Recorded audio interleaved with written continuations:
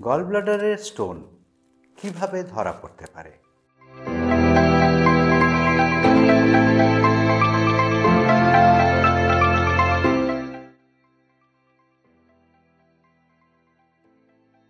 সবচেয়ে কমন যেভাবে মানুষ জানতে পারেন একটা হজমের অসুবিধে, যেটাকে আমরা মেডিকেল ল্যাঙ্গুয়েজে বলি ফ্ল্যাচুলেন্ট ডিসপেপসিয়া, অর্থাৎ খাওয়া দাওয়ার ভালো করে হজম হচ্ছে না, বায়ু হচ্ছে, পেট ফুলে যাচ্ছে।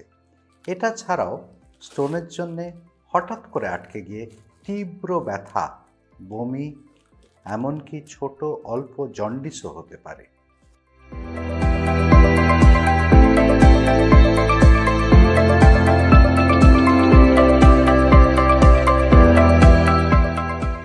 গলব্লাডারের মধ্যে থাকে হঠাৎ করে আটকে গিয়ে তীব্র ব্যথা যেমন হতে পারে, সেখান থেকে ইনফেকশন তৈরি হতে পারে, তাই জ্বর আসতে পারে।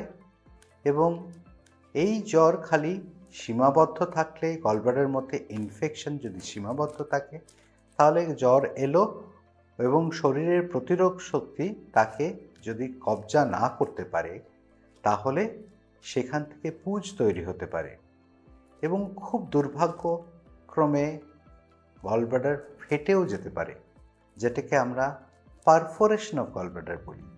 এবং সেখান থেকে সারা শরীরের মধ্যে বিষক্রিয়া পেটের মধ্যে ছড়িয়ে পড়তে পারে, সেখান থেকে সেপ্টিসেমিয়া পর্যন্ত হতে পারে।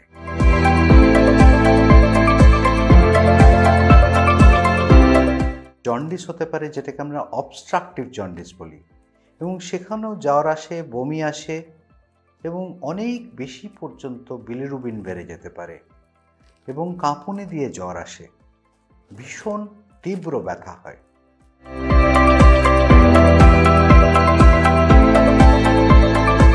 প্যানক্রিয়াসের রাস্তাটাকে আটকে দেয়, সেখানে প্যানক্রিয়াটাইটিস নামক একটা জটিল ব্যাধি হতে পারে, যেটার একটা দিক হতে পারে অল্প স্বল্প সহজে ছাড়া পেয়ে গেলেন, অন্যদিকে সমস্যা এত তীব্র হতে পারে যে প্রাণ নিয়ে টানাটানি পর্যন্ত সম্ভব। যদি গলব্লাডারের পাথর কোনো মতে ইন্টেস্টিনের মধ্যে চলে যায়, বলবেন কি করে যায়?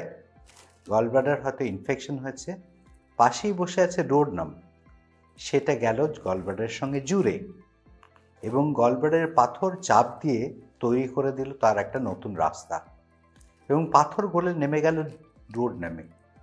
ডোরনাম থেকে নেমে চলে গেল ক্ষুদ্রান্তে, ক্ষুদ্রান্তে গিয়ে যদি আটকে যায়, তাহলে যেটা হবে সেটা ওকে বলে ইন্টেস্টিনাল অবস্ট্রাকশন, অর্থাৎ ক্ষুদ্রান্ত গেল আটকে। কি হবে?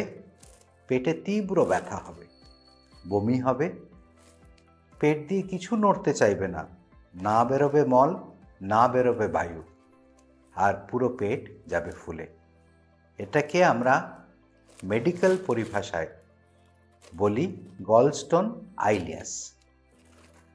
তাই গলস্টোন খালি একদিক দিয়ে যেমন চুপ করে বসে থাকতে পারে, অন্যদিকে নানা জটিলতাও সৃষ্টি করতে পারে। গলব্লাডারের স্টোন ধরা পড়লে যদি বয়স কম হয়, বড় সড়ো কোনো অসুখ না হয়, তাহলে অপেক্ষা করার কোনো যুক্তি নেই।